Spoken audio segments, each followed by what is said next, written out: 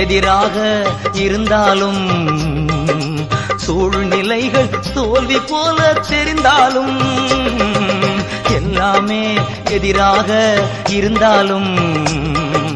சூழ்நிலைகள் தோல்வி போல தெரிந்தாலும்